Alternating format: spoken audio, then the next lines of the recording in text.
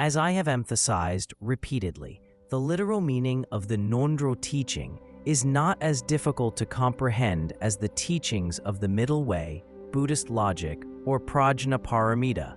However, fully grasping and internalizing the true meaning of Ngöndro is not easy. Therefore, it is essential for us to integrate the study and practice of the Ngöndro teaching over an extended period.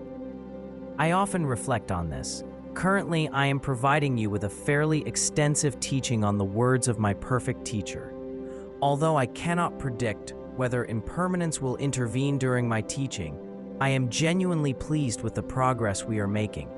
For many of you, regardless of which lineage you previously followed, or whether you are studying Sutrayana or Vajrayana teachings, it is in your best interest to study this text. Thus, I believe this learning opportunity is invaluable for everyone, and I always approach my teaching with great seriousness. Each time I give this teaching, I experience profound bliss in my heart, as I truly believe this text is very important. Anyone fortunate enough to receive this teaching should continually assess its significance to them. At first glance, it may appear that anyone can discuss the stories and scriptural evidence in the text. However, to provide accurate explanations, a teacher must possess their own practical experience. I do not mean to boast, but I take pride in my teaching of the words of my perfect teacher. I am confident in my ability to convey its message. If you were to ask me to teach the main practice of the great perfection or the middle way of emptiness, I might not be able to teach it effectively because I have not practiced them thoroughly. In contrast, I have engaged in ngondro practices, such as the difficulty of finding the freedoms and advantages and the impermanence of life, not just for a day or two, but for many years. Thus, I can confidently say I have developed genuine conviction. Given this conviction, I believe I am qualified to teach you the words of my perfect teacher. Please ensure that you do not merely hold on to the words in the text. Instead, you should genuinely feel and experience the profound meaning and engage in sustained practice. In fact, each instruction in the text benefits practitioners of all lineages. Therefore, when studying this text, we do not need to label which lineage we belong to at this moment. It is akin to a person who is about to starve to death and is offered food. In that moment, the person would not claim, for instance, I belong to this ethnic group or that religious group, so I can only eat tsampa and not rice. Such a claim simply does not make sense. Similarly, we are starving for sustenance in the desert of samsara. When we finally encounter the treasures of the Dharma, we should willingly and joyfully accept them. During my extensive teaching of the words of my perfect teacher, if I teach you incorrectly, you may stop listening to me, but what's covered in the text is indispensable to each of us. These days, many gurus often bestow empowerments or provide pith instructions, which may bring those with sharp faculties directly to the fruition of Buddha Samantabhadra, as demonstrated in the history of Chan Buddhism and Vajrayana Buddhism.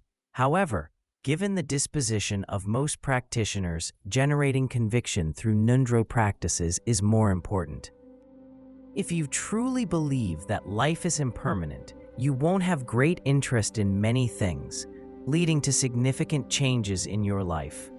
In the past, you may not have realized that only Dharma can provide great help at the time of death.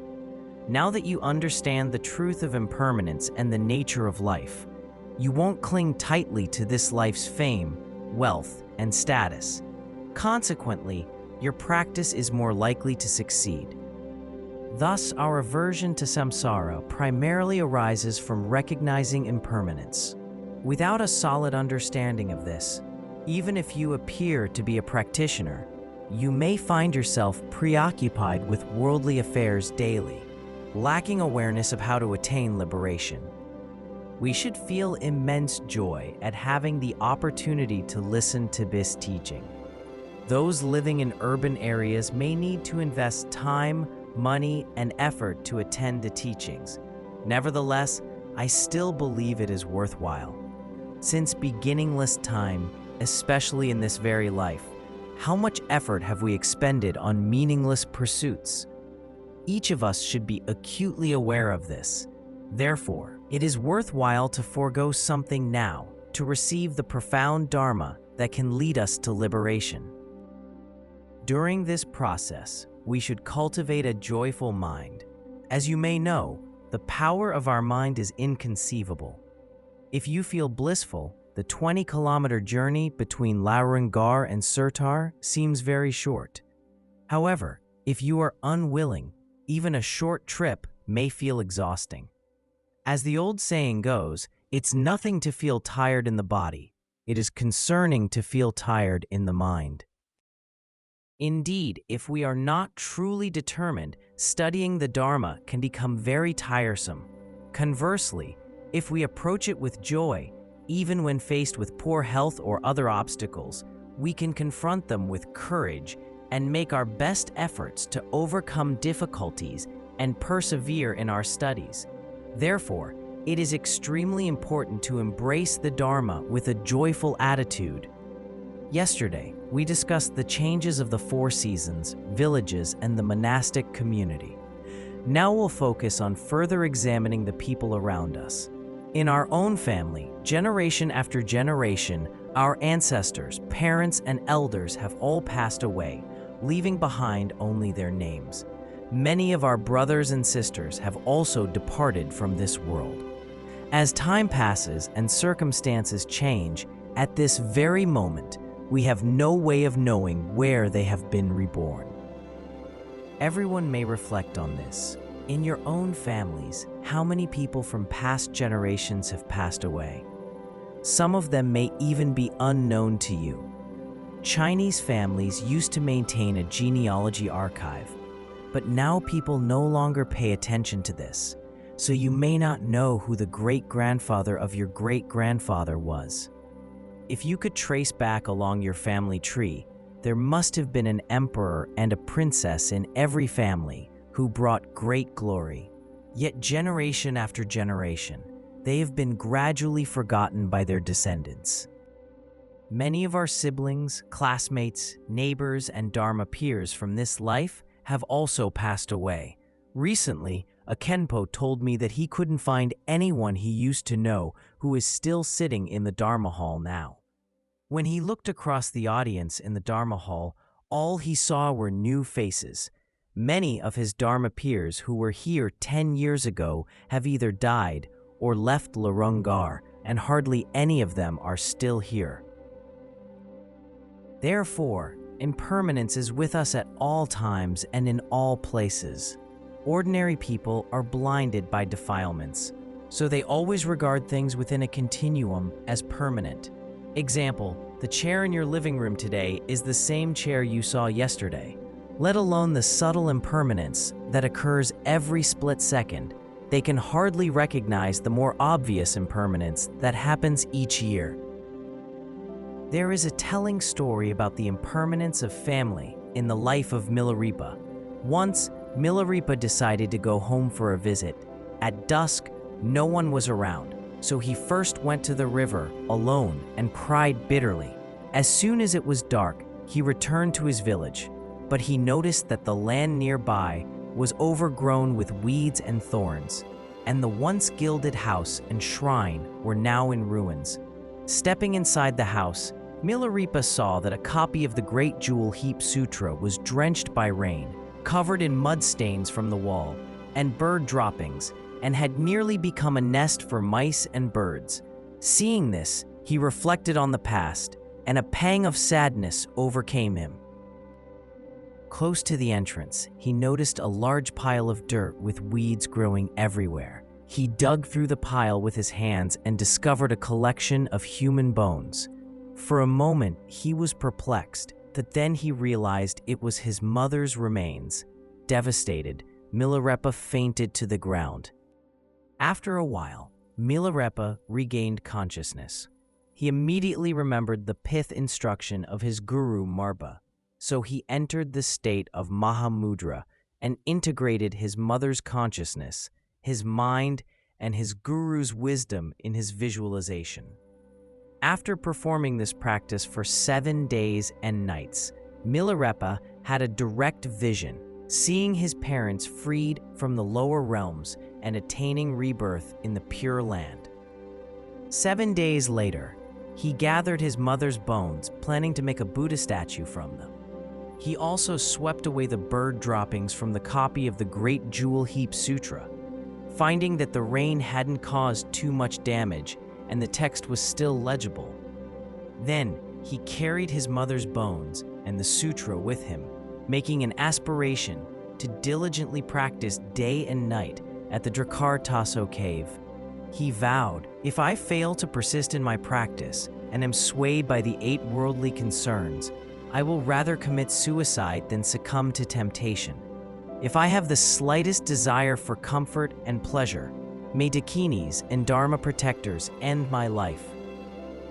According to Tibetan tradition, when an important family member dies, parents or children are often very saddened and will make an aspiration in front of the deceased, saying, "As you have left this world, I will become a monastic and dedicate the merit to you," or "I will recite this or that sutra for you."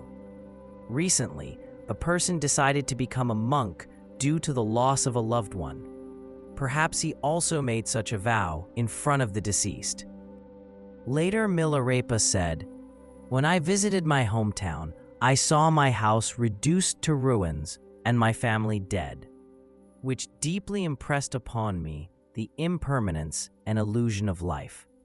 People work so hard to acquire a house, but it is simply an illusion or a dream, leading me to generate great renunciation. The house people reside in, happily, is no different from a house on fire.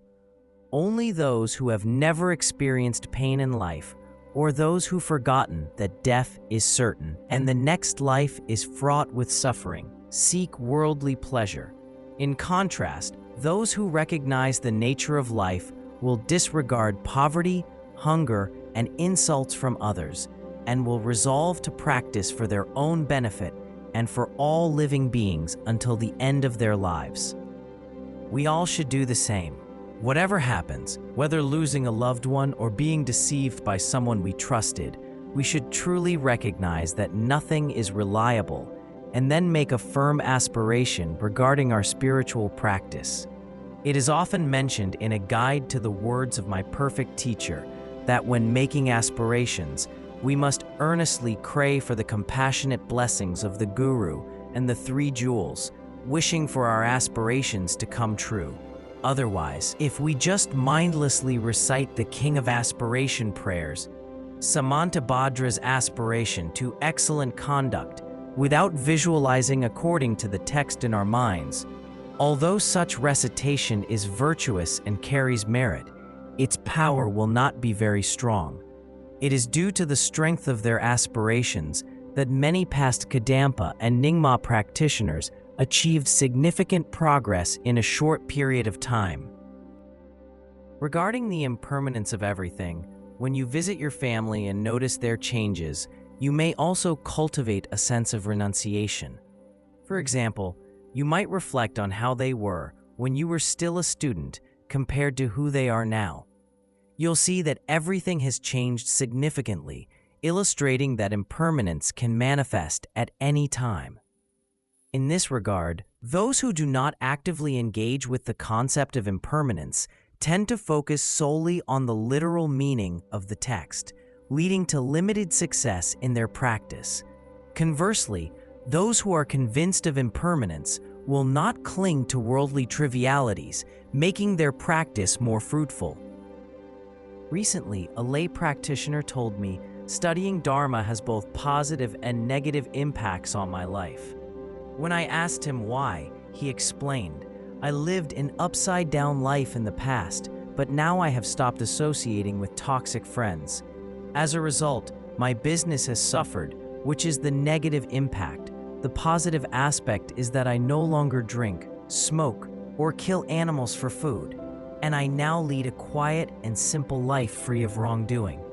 He meant what he said, indeed. Once the Dharma permeates our minds, we find no time for idleness and lose interest in trivial matters. It's akin to a person facing execution. How can they focus on entertainment, knowing their life is about to end?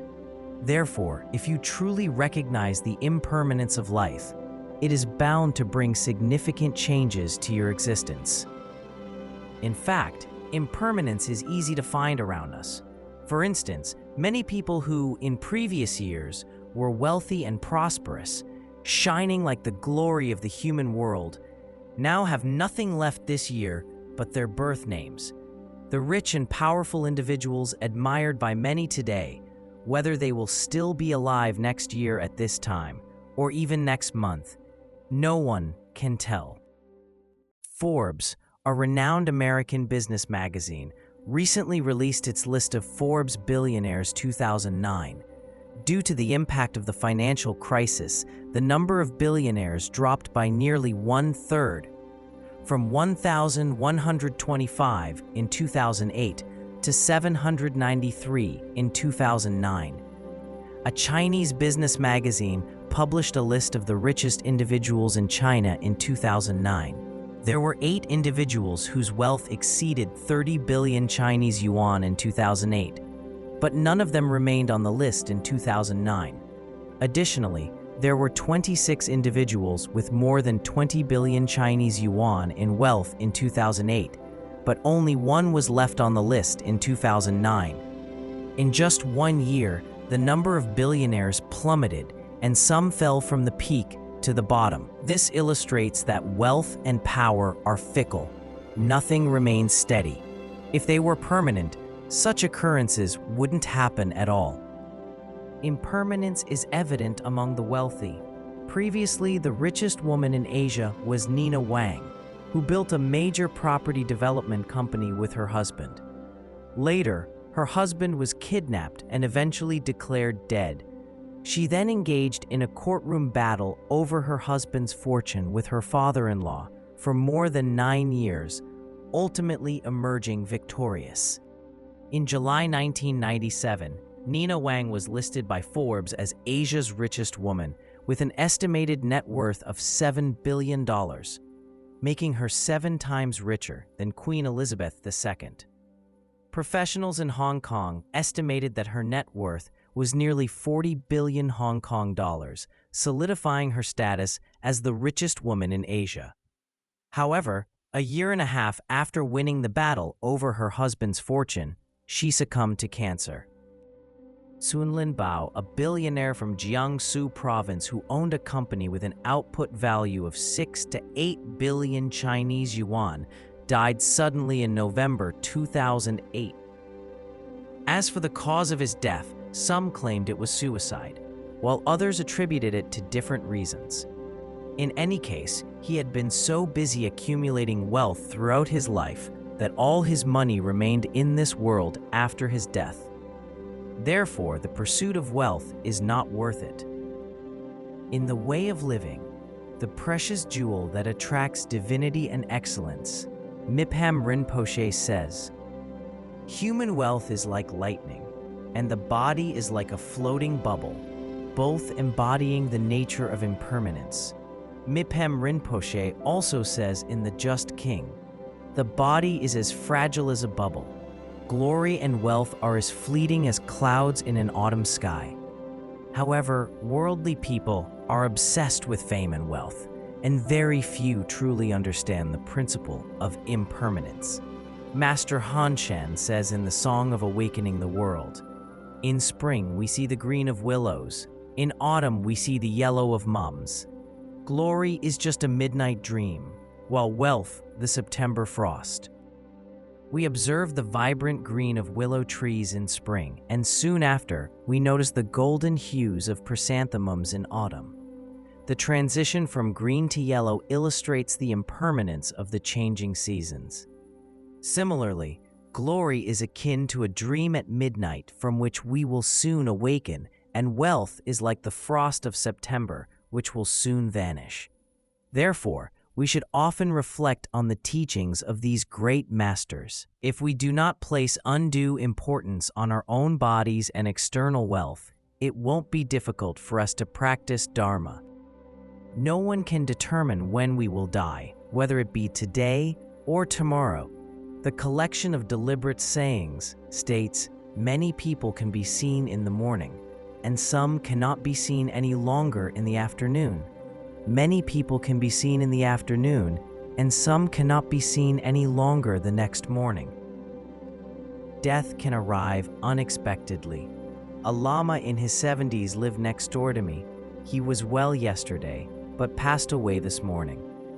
However, a practitioner's death is very different from that of an ordinary person. This lama had been a dedicated practitioner since the time of the great Jigme Phuntsok Rinpoche. Today, shortly after he finished reciting the Sangye Se Cheek Tantra, the seed tantra that is the sole heir of all Buddhas, he passed into parinirvana in the full Vajra posture. For the time being, we do not allow anyone to see the lama because the body of a Dzogchen practitioner should not be moved immediately after death, nor should it be viewed by many people or subjected to recitations. Their cabin should remain locked for 7 or 8 days. Many Dharma friends at Larangar have received empowerment and performed tantric practices. When they die, it is advisable not to inform anyone of their passing for a certain period. A Khenpo recently told me, "Let me tell you in advance, if I die, it's better to keep my door locked for 7 days and not open it." I responded jokingly, "Don't say that, otherwise you may soon really die." As mentioned in the collection of deliberate sayings, there were many people in the morning, but some of them died by the afternoon.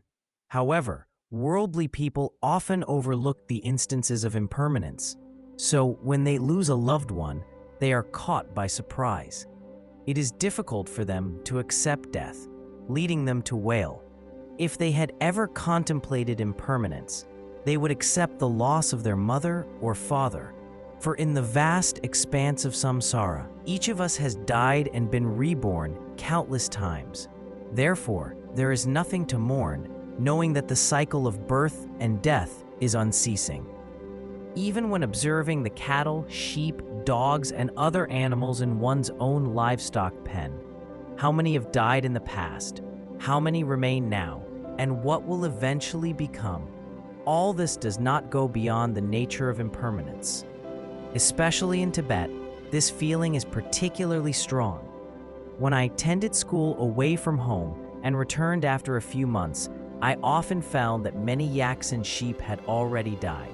At that time, although I hadn't studied such profound teachings, perhaps due to past life practice or some other reason, my awareness of impermanence was relatively strong, and I had some understanding of it from a young age. None of the people who lived in this world 100 years ago remain alive today.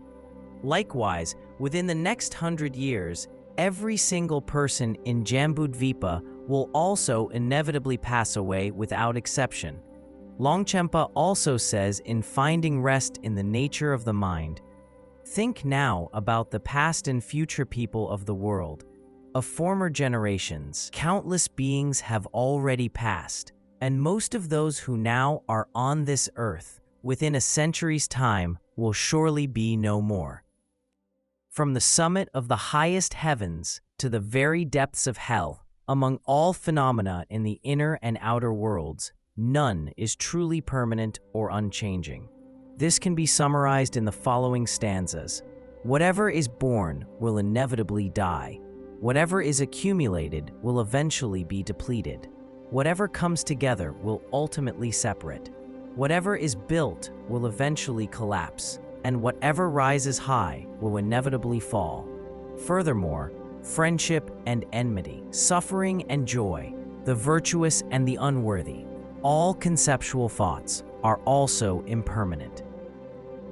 If we combine whatever is built and whatever rises high, what Patrul Rinpoche mentions here are the four aspects of impermanence, the four ways to contemplate impermanence. These four ways of examining impermanence can often be found in the sutras. For example, it is stated in the Vinayavastu, chapters on monastic discipline.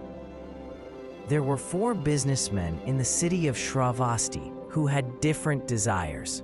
One businessman sought to accumulate wealth, one aimed to build houses, one enjoyed gathering with friends and family, and the last was obsessed with health preservation. Later, the Buddha provided a 4-verse instruction pertaining to their desires. What has been gathered will be dispersed. What has been high will be brought low. What has been accumulated will be exhausted.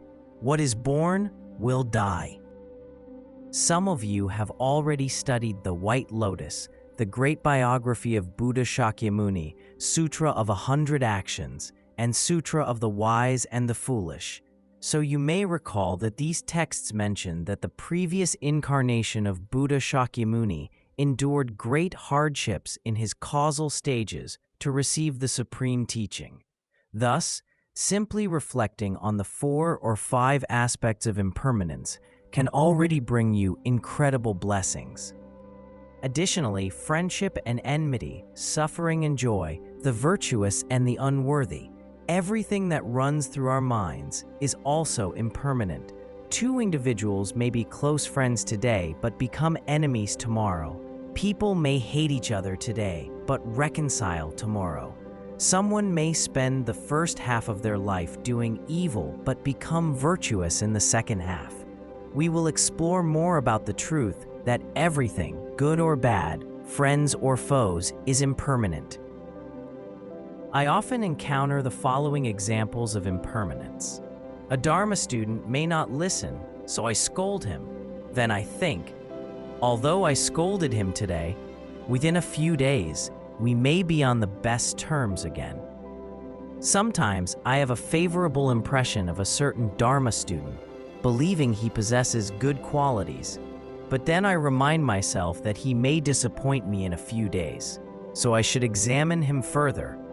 Thus, our thoughts and behaviors are all impermanent. There is nothing in this world that remains unchanged. Here are further explanations. Whatever is born will inevitably die. No matter who a person is, whether they are as high as the sky, as powerful as thunder, as rich as a naga, as beautiful as a celestial being, or as dazzling as a rainbow, when death suddenly arrives, they have no freedom even for a moment. They can only leave this world naked and empty-handed, abandoning everything behind. Amid deep attachment to their wealth, food, loved ones, subordinates, disciples, and servants, they must let go of it all. Just like pulling a hair out of a slab of butter, they depart alone. As high as the sky refers to the fact that in this world some individuals have attained exalted social status, such as the Secretary General of the United Nations, the President of the United States, the President of China, or religious leaders. They wield great power and occupy a status above most people, but when they die, they are no different from any ordinary person. Moreover, even after they are out of office, they remain no different from anyone else. I read a book about the presidents of the United States. For instance, it mentions that George Washington, the first president, devoted his time to his plantations after retirement, which were only minimally profitable, and that his other lands faced Indian attacks, with squatters refusing to pay rent. Ronald Reagan, the 40th president, suffered from Alzheimer's disease after retirement and largely disappeared from public view as the disease took its toll on him. Hearing their stories, it is hard not to sigh with sadness. They once held immense power, but later became so powerless. What a lesson in impermanence. As powerful as thunder. Some individuals are quite fierce, such as Adolf Hitler, the principal war criminal of World War II, who was cold-blooded, aggressive, and responsible for the deaths of countless civilians and soldiers. During his regime, many people dared not even mention his name. I have a book about Adolf Hitler, and sometimes I flip through the pages to understand the transient nature of his existence. Hitler executed a plan of genocide and orchestrated the Holocaust, resulting in the systematic persecution and mass murder of 6 million Jews, along with millions of other targeted individuals. Yet from the photographs taken in the later stages of his life, one can observe that even a ferocious individual like Hitler cannot escape the reality of impermanence. The same can be said for Qin Shi Huang, the first emperor of a unified China, and Genghis Khan, the founder and first great Khan of the Mongol Empire, both of whom were once mighty figures. Take Qin Shi Huang, for example. He annexed 6 neighboring states, including Qi and Chu, putting an end to the warring states period and achieving the unification of the country. For the first time, all Chinese lands were consolidated under one powerful ruler. He believed his accomplishments far surpassed those of the legendary 3 sovereigns and 5 emperors, considering himself no longer a king in the traditional sense. Thus, he proclaimed himself the first emperor, with his successors designated as the second emperor, the third emperor, and so forth. Qin Shi Huang intended for his glory and legacy to endure for thousands of generations. However, the Qin dynasty lasted only a brief period and ended during the reign of the second emperor. In fact, history serves as the best guide to understanding impermanence. Unfortunately, the history taught in schools is often dry and unengaging. Students simply memorize who was born where and when without any consideration of the concept of impermanence. Recently, I visited a school and attended a history class. When discussing the changes of dynasties, I had many thoughts about the rise and fall of different dynasties. However, it is unfortunate that the teacher did not encourage the students to reflect on the concept of impermanence, constrained by the limitations of the educational system and the pedagogical approach. As rich as a Naga, there have been many extremely wealthy individuals in the past, and there are also many today, such as Bill Gates and Warren Buffett. Nevertheless, all of these individuals have faced impermanence or will eventually do so. As beautiful as a celestial being or as dazzling as a rainbow, however good-looking a man or woman may be, and however much they are admired by others, they will inevitably develop more and more wrinkles on their faces that cannot be removed by plastic surgery.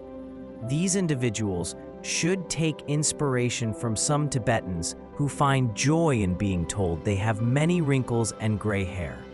It is futile to become very angry when someone says, "You are old." In short, regardless of who a person is, when death comes suddenly, they can do nothing but relinquish everything and be drawn to the next life by their karma. At that moment, they cannot take anything or anyone with them. No matter how reluctant they may be, they must leave this world and enter the next life completely alone. The Amitabha Sutra, Infinite Life Sutra, states, "Being immersed in our desires, we are born alone, die alone, come alone, and leave alone." Shantideva also says, "And we must pass away, forsaking all. But I, devoid of understanding, have, for sake of friend and foe alike, provoked and brought about so many wrongs. There I'll be, prostrate upon my bed, and all around my family and friends. But I alone shall be the one to feel the cutting of the thread of life." When a person dies, they have to endure the pain of death alone. No matter how many family members and friends are present, no one can share in their suffering. They leave this world on their own, like a hair pulled from a slab of butter. Apart from reciting the Buddha's name, mantras, or sutras, which provide some comfort, Everything else, including wealth, social status, and fame, offers no assistance, and the person has to leave it all behind. Even the guru of thousands of monks cannot take a single disciple with him. Even the leader of tens of thousands of tribes cannot take a single servant or slave. Even the owner of all the wealth in Jambudvipa cannot take a single needle or thread. Even one's most cherished and carefully protected body must ultimately be abandoned.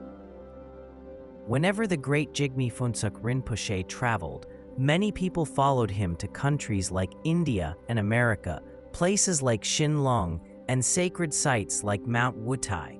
For example, when Jigme Phuntsuk Rinpoche visited Mount Wutai, more than 10,000 Tibetans, both monastics and laypeople, accompanied him. When he visited Shinlong, when I first came to Larangar, more than 60 eminent masters joined him.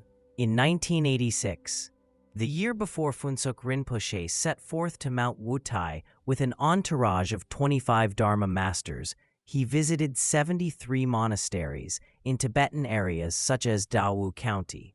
When Phuntsuk Rinpoche traveled to India and America, he was also accompanied by many attendants.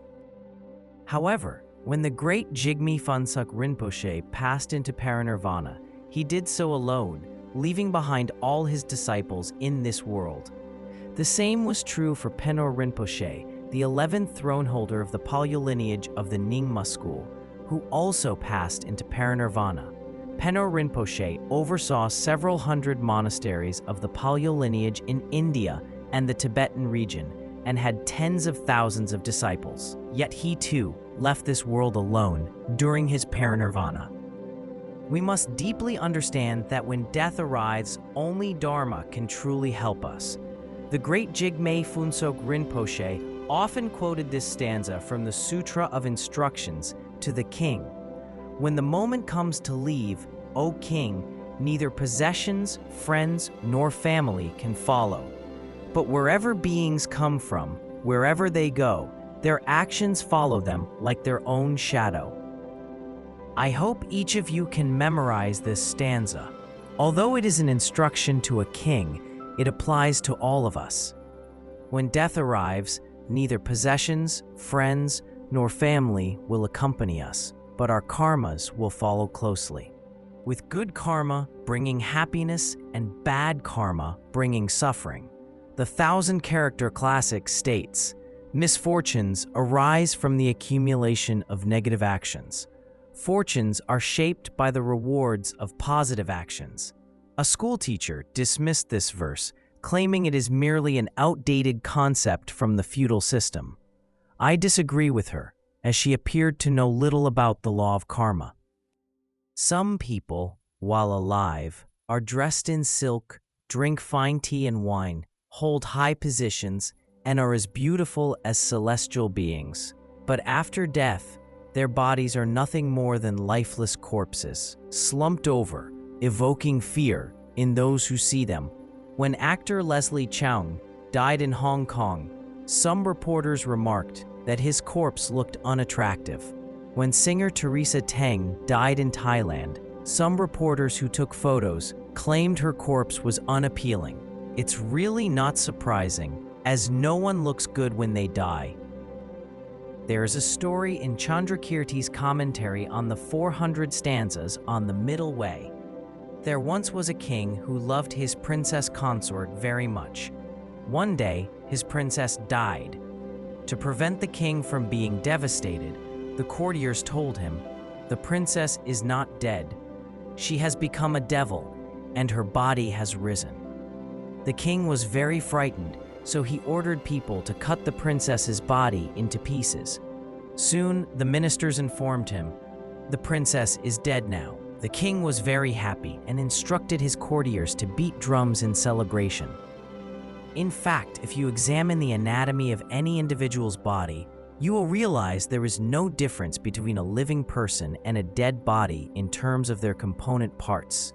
As Milarepa said, the corpse that evokes fear was once the body of the living. The corpse frightens us when we see it, It is the same body that once breathed, that the deceased once inhabited. Some people dare not approach a corpse and feel intense fear when they must watch over it before burial, fearing the body will suddenly rise. In fact, there is nothing to fear. You were not afraid when a person stood up while alive, so you shouldn't be afraid now that he has simply fallen asleep.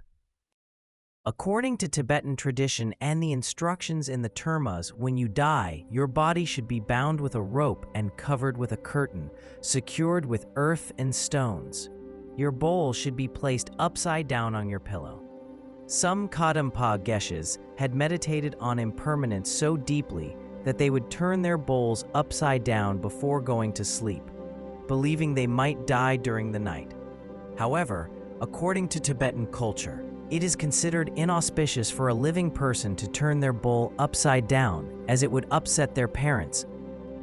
No matter how dignified and lovable one may be in life, in the end, they will become something utterly miserable and repulsive. Once they lay on soft, layered beds, dressed in warm lambskin, resting their heads on plush fur pillows. Even a slight discomfort upon waking would make them toss and turn. But after death, their body is placed on a slab of stone or a pile of straw, their head covered in dust. Funeral homes offer mortuary makeup services these days, which can be quite costly. The deceased may never have worn makeup while alive, but after death, they are often painted with colors on their faces.